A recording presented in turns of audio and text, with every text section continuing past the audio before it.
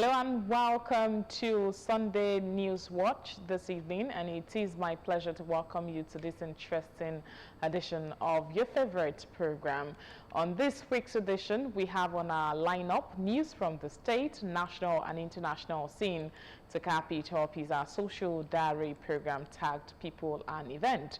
Today promises to be exciting with Adebola Oshomaji as our guide. Hello, Adebola. Hi, Simiat. Second segment of the news promises to be interesting. As she has rightly said, do join me later. I'll be right back.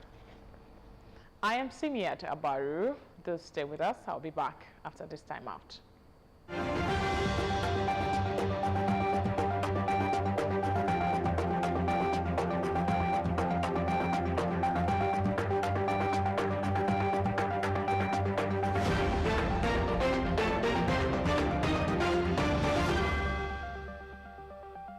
What we fear of doing most is usually what we most need to do. You can watch us live on Facebook at Ogun TV and Ogun State Television, YouTube at OGTV Abeokuta, and on OGTV website www.ogtv.com.ng/live. For the latest news and reports, check us on these platforms: X at Ogun TV, Instagram at Ogun State Television, or download OGTV app on Apple and Google Play Store. The federal government has announced that it has commenced work on the construction of a multi-purpose dam upstream of the River Adura in the Buruku local government area of Benue State to contain the heavy water that flows from that axis. The Deputy Director of Hydrology at the Federal Ministry of Water Resources and Sanitation, Robert Meluke, disclosed this while addressing the Makurdi-Gboko-Katsina-Ala highway, which was affected by the overflow of the River Adura that spilled onto the road. Meluke stated that the flood was caused by continuous sediment deposit in the river, which have reduced its depth and capacity to hold water. He explained that the assessment team would evaluate the flood situation and report to the minister for immediate action. President Bola Tinubu has mandated Vice President Kashim Shettima to lead Nigeria's delegation to the 2024 Commonwealth Heads of Government meeting in Samoa. The Senior Special Assistant to the Vice President on Media and Communications, Stanley Nwocha, revealed this in a statement on Sunday titled VP Shettima to represent President Tinubu at the CHOGM 2024. The leaders will deliberate on the theme, One Resilient Common Future, Transforming Our Commonwealth. The theme will focus attention on how member countries can harness their strength through resilience, unlock potential, leverage the Commonwealth's advantage, and foster a connected digital Commonwealth. The Vice President is expected to use the platform provided by the Commonwealth Business Forum to further attract investors to Nigeria as global expert from businesses and the private sector convene to recommend and champion solutions to global challenges. Meanwhile, the Senate President Godswill Akpabio at the weekend acknowledged the current challenges in the country but assured Nigerians that President Bola Ahmed Tinubu's government will leave behind a lasting legacy that would guarantee a better future. Akpabio, a law graduate of the University of Calabar, made the remarks at the UNICAL 87 Law Class Reunion 2024, according to a statement by his media aide Jackson Udom in Abuja, addressing his audience, which included his old classmates and senators who accompanied him. UNICAL management and students, Akpabio said the current difficulties that Nigerians are going through were the result of past maladministration in the country. And now to security matters. The Nigerian Army has officially announced that Chief of Army Staff, Lieutenant General Taoreed Lagbaja, has proceeded on leave. This development comes amid reports suggesting that the Chief of Army Staff may be incapacitated due to health issues. However, The Army has assured that the leadership and operations of the force remain intact. In a statement released on Sunday, the Army spokesperson Brigadier General Onyema Nwachukwu dismissed rumors of a leadership vacuum within the Nigerian Army. He emphasized that the institution has well-established structures in place to ensure continuity in leadership during the Chief of Army Staff's absence. According to Nwachukwu, the Army Chief of Policy and Plans, Major General Abdul Salam Ibrahim, has been designated to act on behalf of the Chief of Army Staff during the period. The 4,000 beneficiaries of Honorable Isiaq Abiodun Akinlade Empowerment, who are residents of Yewa South Ikpokia Federal Constituency, have expressed gratitude to the convener of the empowerment program, especially with the current economic realities.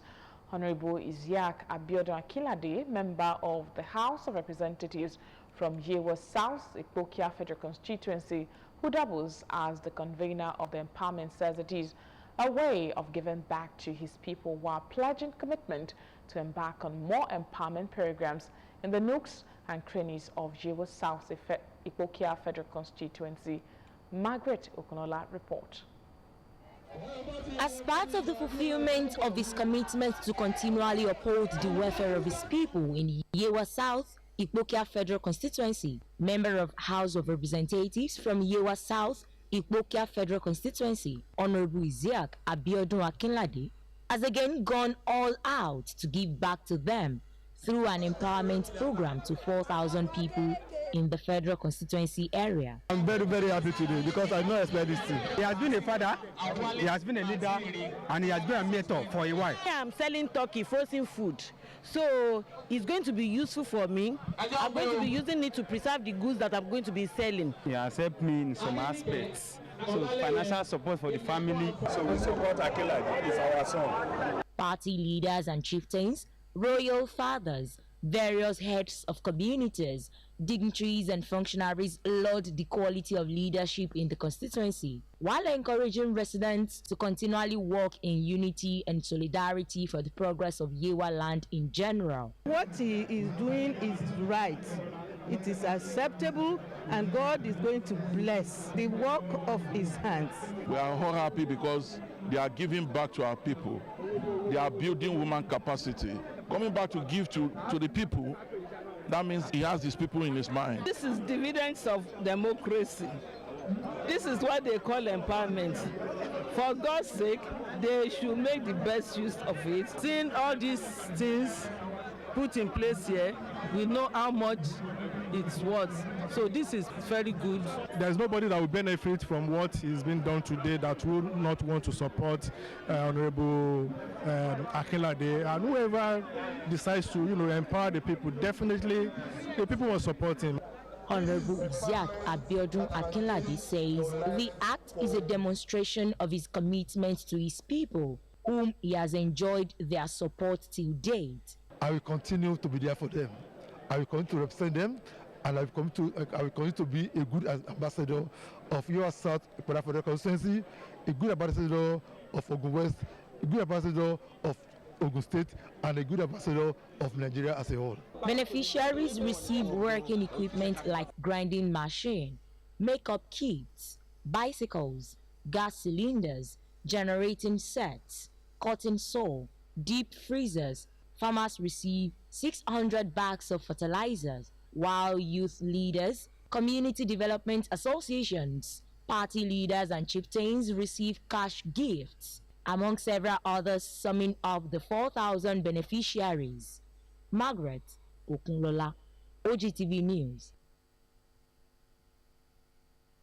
Demonstrators gathered at the Lekki toll gates in Lagos on Sunday to mark the 4th anniversary of the EndSARS protest. The memorial was to remember those who lost their lives during the EndSARS protest against police brutality in October 2020. The youths were said to have gathered around 8:30 in the morning at the toll gate with several banners and placards that demanded the full implementation of the report submitted by various judicial panels of inquiry set up after the 2020 protest. However, reports emerged that police operatives dispersed the demonstrators and arrested some of them. A human rights lawyer, Nibeher F. Young, accused operatives of the Lagos State Police Command of arresting about 18 activists, including Comrade Taiwo Soweto. Away from that, the Enugu Zonal Directorate of the Economic and Financial Crimes Commission, EFCC, has arraigned one Paulinus Ani before Justice Muhammad Garba Umar of the Federal High Court sitting in Independence Layout in Ogun State. Ani was arraigned on a one-count charge bordering on obtaining by false pretense to the tune of 8,130,000 naira. Hani pleaded not guilty to the charge when it was read to him.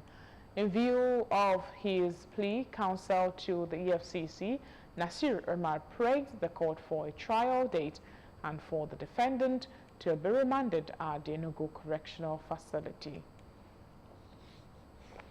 Residents of Lagos have been urged to prepare for imminent flash flooding following the intensity of rain experienced last week, Wednesday and Thursday. Commissioner for the Environment and Water Resources, Tokunbo Wahab, in a statement described the rainfall as the heaviest in many months. Wahab explained that coupled with the release of water from the Oyon Dam, the channels can no longer discharge into the rivers. Wahab therefore reiterated the need for people living in low-lying areas and the banks of the Ogun River to put their safety first by moving upland to prevent avoidable loss of lives and properties, because the state will still experience more rainfalls this month.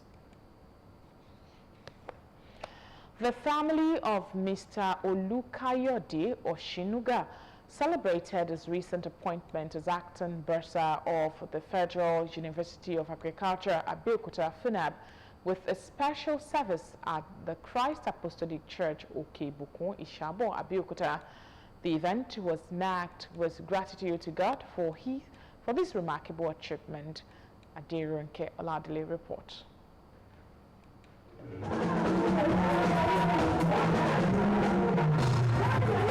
It is with a grateful heart and an act of thanksgiving to God that the family of Oshinuga celebrates the appointment of Mr. Olukayode Oshinuga as bursar of the Federal University of Agriculture at Abeokuta with a special Thanksgiving service at the Christ Apostolic Church, Okebukun, Ishabo, Abeokuta. His appointment is viewed as a testament to his unwavering commitment to public service.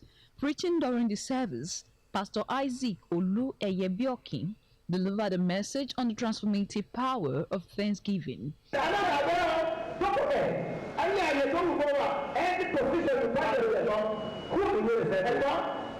either you believe or you not believe. If they don't want to see what you ready to have the person that comes before you, who do you resemble? I want to tell you, the people, if people that are money,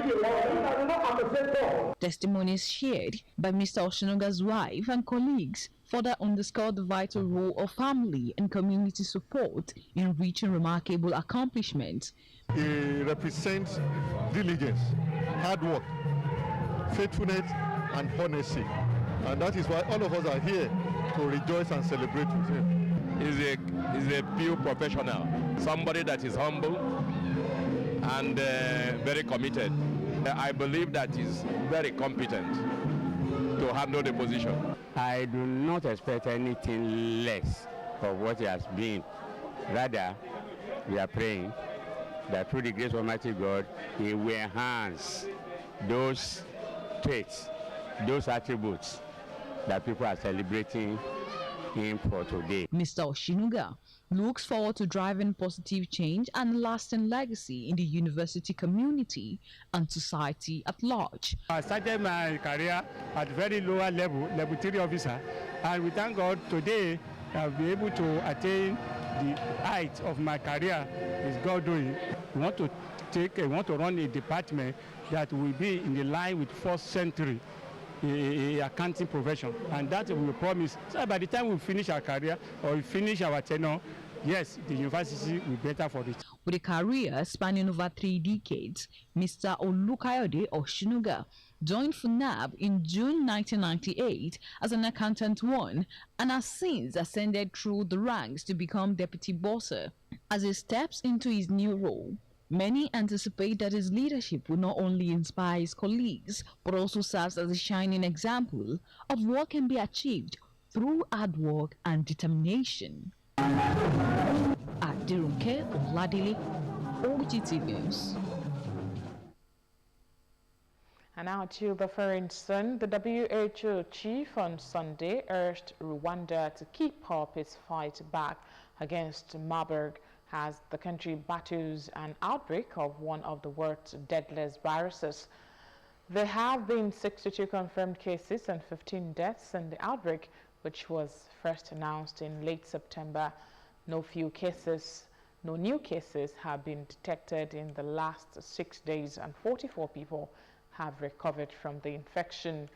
Tedros Ghebreyesus, the head of the World Health Organization, visited Rwanda to see the outbreak response for himself and hailed the country's handling of the situation. Marburg is transmitted to humans from fruit bat and is part of the filovirus family that includes Ebola.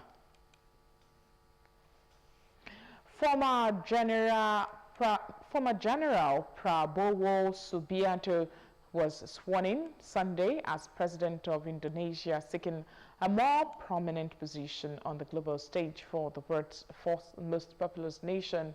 The 73-year-old fiery nationalist, accused of rights abuses during his time in the military, took the oath at Parliament to officially succeed outgoing leader Joko Widodo.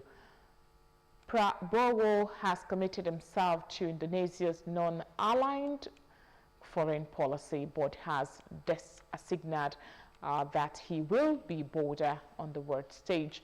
He made China his first foreign visit after his election 8 months ago, before embarking on trips to a dozen other countries, including Russia and Australia, where he signed a key security deal.